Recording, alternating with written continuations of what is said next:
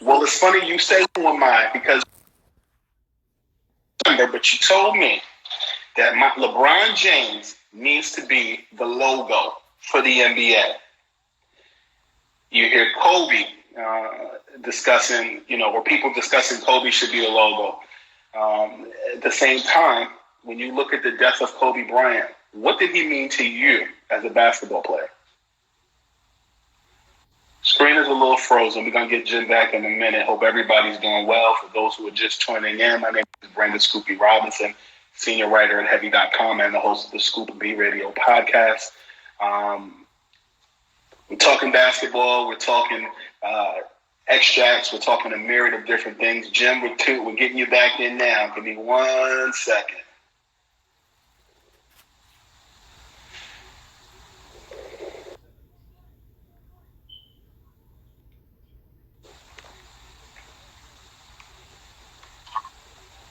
Mr. Jones. Yeah. One-Eye Willie. I don't think the Gram likes when y'all be doing all these talk shows and stuff like that. They don't like the bigger picture. They know y'all trying to get your numbers up so you possibly get a talk show on the network and stuff, and they don't get none of that. So you got to watch it. They be cutting everybody lives right in the middle of lives mysteriously. So It started with D Nice. They didn't want him to be great. Now his thing is clear as hell. Mm-hmm. And versus they figured it out. You looked at what was it? Early on it was Babyface and what's the name? I haven't watched all the verses, but I remember it was Babyface and damn, I forget that fast. I don't know, but versus did something smart. I do believe that Swiss actually had a meeting with the Gram or something like that. The way they had with Apple Music and things like that. So that's a little bit different for them. They feel like they included. For those who not including them, you get a little bit of turbulence. You get the Teddy Riley. My man Jerry Green just said it. Teddy Riley. Yeah, you get the Teddy Riley treatment. Did you check out Fab and Jada a couple weeks ago? Yeah, that's one verses that I did check out. That was the pretty much the only verses that I did check out. I mean, I'm cool. I'm not a fan of it. This wasn't, versus wasn't the thing that I wasn't running to. I had other things to do. But the Jada and Fab joint, I made sure I carved out some time so I could sit down and watch that, which was dope. I like how they did it. They was in the same room together. Jada was twisted, Fab was fly, shit that we expect. He did the grown man thing that became a meme, that dance he was doing. Yes, they memed him out. Yo, if you had the chance to do a versus with anybody in your era, I'm going to just throw this out there. Would you like to do a versus with 50 Cent? No. Who would be your equal to do a versus with? I'm not too keen on doing a versus. I told that to everybody. I mean, I don't have too many friends in this industry as it is. You know what I mean? So I don't know if there's too many people that actually going to get in the same room with me to do a versus. I've kind of been labeled a bug out. So, but I think the versus is a great concept. I do have a great catalog after so many years in this game. Diplomat, we have an incredible catalog. Shout out to Swiss because he definitely hit me up about the verses for Diplomats, and he asked me who do I see in mind, which is a very difficult question because obviously most people would say Dipset versus G-Unit, but that's, that'll never happen. So one of the things that I find fascinating about you, one of my college roommates isn't alive, my boy Matt. I used to go back and forth from home. People used to sell mixtapes and DVDs right in front of, my family store on 125th, Men's Walkers and the Athlete's Foot. And I used to go back to Philly area, Eastern University. I went to school in Pennsylvania, and I used to put people up on Smack. I used to put people up on A Day in the Fast Life, Harlem: A Diary of the Summer, all that stuff. And I remember watching the Day in the Fast Life DVD. And when you was in that store, when you was roping open the guy with the clothes, when you was trying to get the Pele leathers, all that stuff. But the thing that I found very fascinating about you from a business perspective was that Kevin Laws put you in a position to not only be an artist, but to also scout new talent. You had the best of both.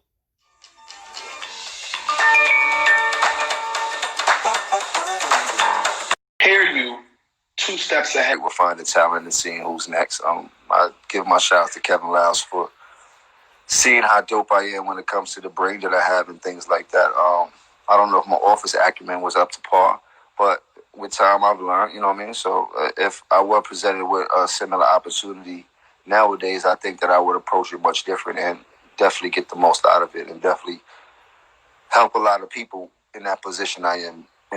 With me being in that position, that's the most important thing for me. Like I don't need the permission for accolades or for anybody's validation. I really like to help people. I'm have a very creative mind and very compassionate person when it comes to making a success out of people or helping people. So when I looked at just that whole Smack DVD era, and I looked at you just being a personality. The only other person that I see made that seamless transition where you were utilizing YouTube to get the network money was Joe Budden. Did you just in the sense of Joe Budden TV with Tahiri and things of that sort, when you were on these Smack DVDs, did you in your wildest dream imagine that people would take your personality seriously enough to make you a reality TV show star? I don't know. I mean, just the life I was living and just me having the cameras around me and them being able to upload it on YouTube and just, to see something so raw, a person like myself at the time with all the things that I've been in, the controversy that I've caused and things like that within this industry, just to be that up and close and personal with me, it was compelling. And the network seen that as they were doing reality TV in different forms, but to get something so raw and to attach themselves to the culture was a plus for them. And even then I was way ahead of my time and I should have sat back and took control a little bit more, but I don't cry over spilled milk, nor do I regret anything. It definitely helped me out a lot in my life and in my career by making that move when damn near the industry wanted to condemn me for doing a reality TV move, which is funny because everybody in the industry would die to be on a reality television show right now. Yeah. Stevie Wonder could see that. Jim Jones in the building on Instagram Live. I feel like, first and foremost, Kanye West is in the news right now. He wants to run for president. Incidentally, I guess you worked with Kanye. You guys were in the studio during the Rockefeller era. Yeah. He used your name to check into a hotel room or right into a hospital room years ago. Yeah. I talked to your mother about that on my podcast a couple years back, and she thought it was hilarious. On a scale of 1 to 10, how funny did you find it? What, that he's using my name to get in the hospital? Yeah. I find that very funny, but you know how it goes. I find that very funny, but you know how it goes.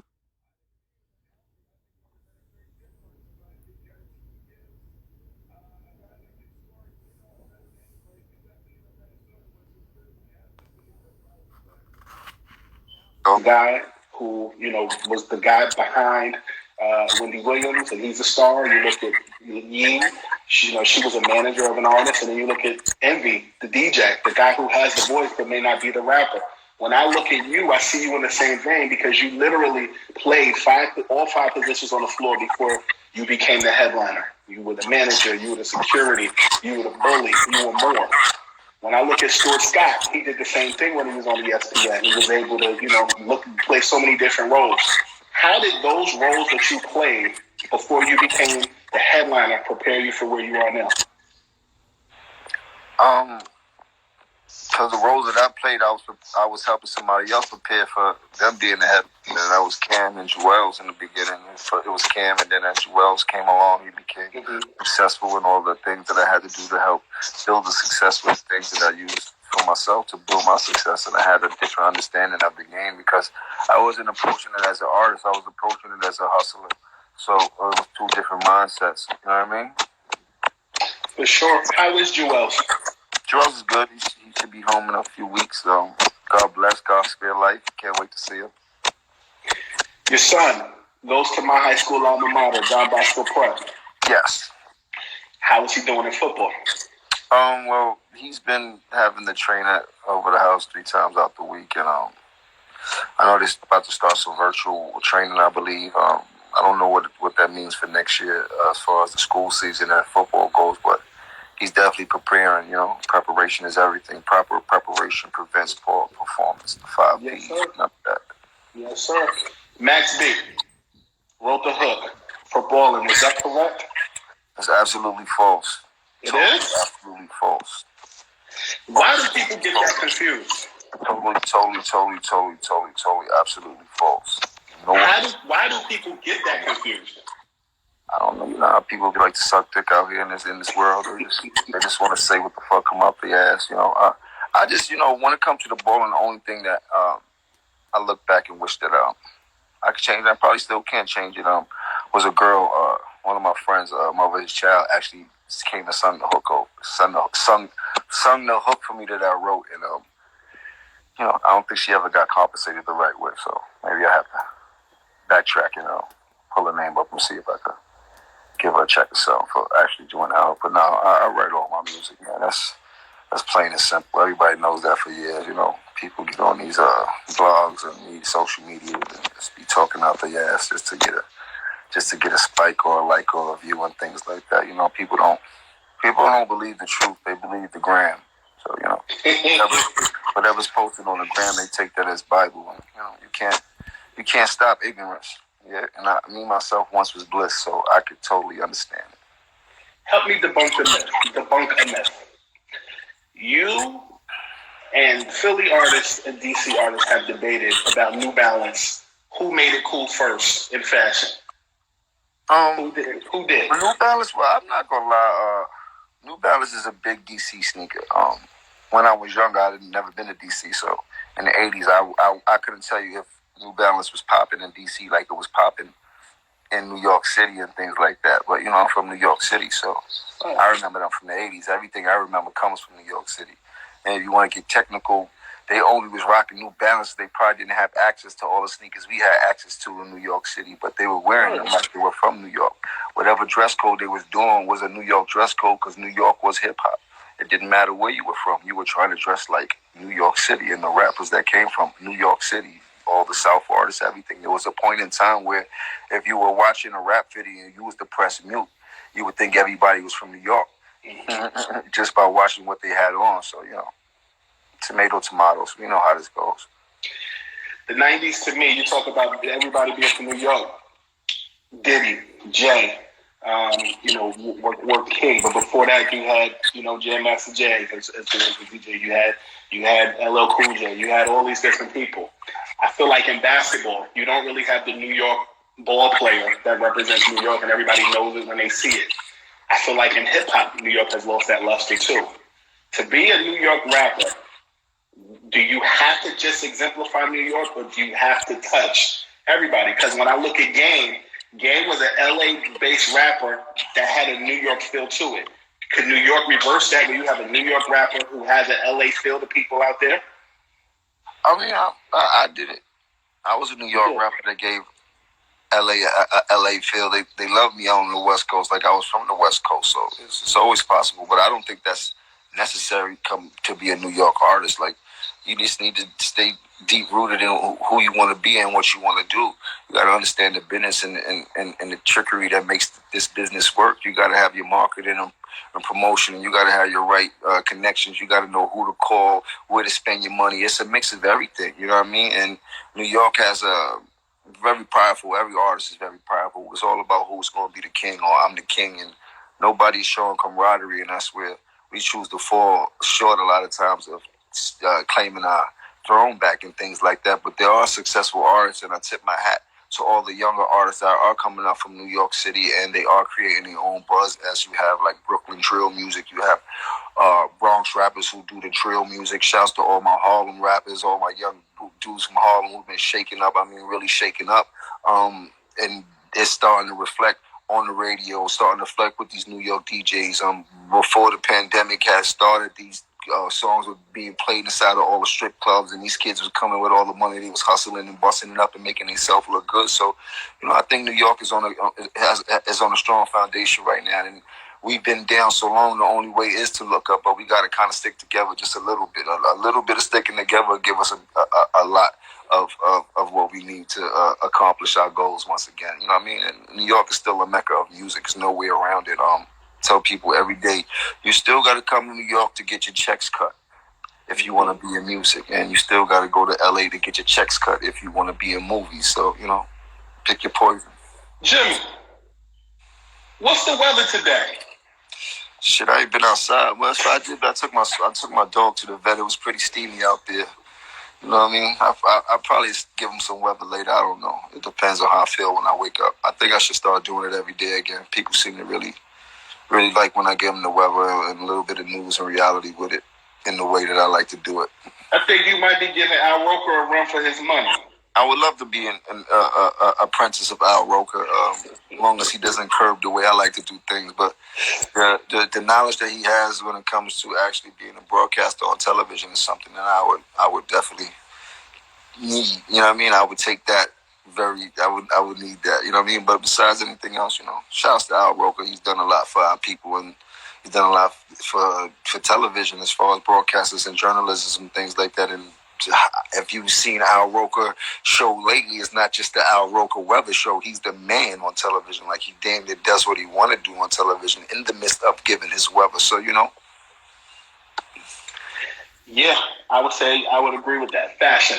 Guys down south, Rockwood Dipset, the skull and crossbones was a thing. The skinny jeans was always a thing. You was definitely dressing as uptown goes. Your impact in hip hop, to me, as well as Dipset itself, I feel like you guys were you replaced what Wu-Tang, I won't say replaced, you picked up where Wu-Tang left off at as far as a culture, not just influence in New York, but influence in the South, influence in the West. Do you wear that with a badge of honor? I don't think about it until it sprang to my attention, to tell you the truth. But I noticed it, and it definitely makes me smile.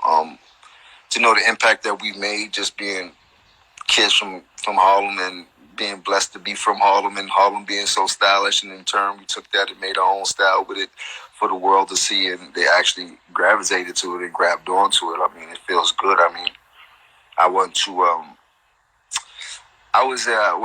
visit one of my good rapper friends. He's a little younger than me, probably one of the most famous rappers that are in the industry right now. I don't want to say names because it's not necessary. You know what I mean? But I was in the room. I came into their hotel room and they were watching all my old videos and YouTubes and shit, and I didn't know what exactly was going on. I'm like, bro, bro, this ain't about you, bro. This is what we do every day without you here, bro. Like, you really been putting on. You one of the niggas that we consider the favorite. Like, this happened to be on because this is our daily wake up and get jiggy to you, nigga. Like, this is like how, like, this is like part of our culture from coming up. And I was like blown away, like, to know who the person was and how they are influential inside this industry, and in turn how humble he was by giving me my flowers, and it wasn't even nothing to him by doing it, and just that made me feel good. So I don't try to push the issue on, I'm the flyers, or y'all know who made this, y'all know. That's not for me to do. But when those moments happen, those moments do reassure me that you is a bad motherfucker, and I take that more than I take me trying to push I'm the bad motherfucker on everybody else, you know?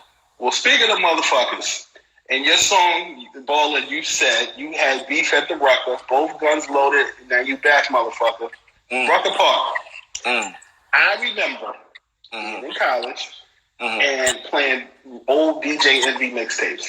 And that phone call that you made to Hot 97 years ago, when Mace was on the line, to me, was the epitome of slick talk that a lot of people from outside of New York had never heard before. Yeah. What made you call that day? I forgot who called me. Somebody called me, woke me up like, yo, bro, your boy Mace is on TV, on the radio talking reckless about Killer. I'm like, no, he not. So I remember I had one of the personal numbers to Hot 97 at the time. This is when I was very bad. Like, called up like, put me through. I don't want to hear nothing. Put me through before I get up out of my bed and come down here. They put me through, and I just was on one that morning, man. Just just gave Beth a earful, you know. And anybody know the history of Harlem? I think we don't gotta go too deep into it like that. And anybody knows how I feel about Cam and Dipset. You know, I still feel like that to this day. You know, so I hope nobody crosses the line and have to get another earful.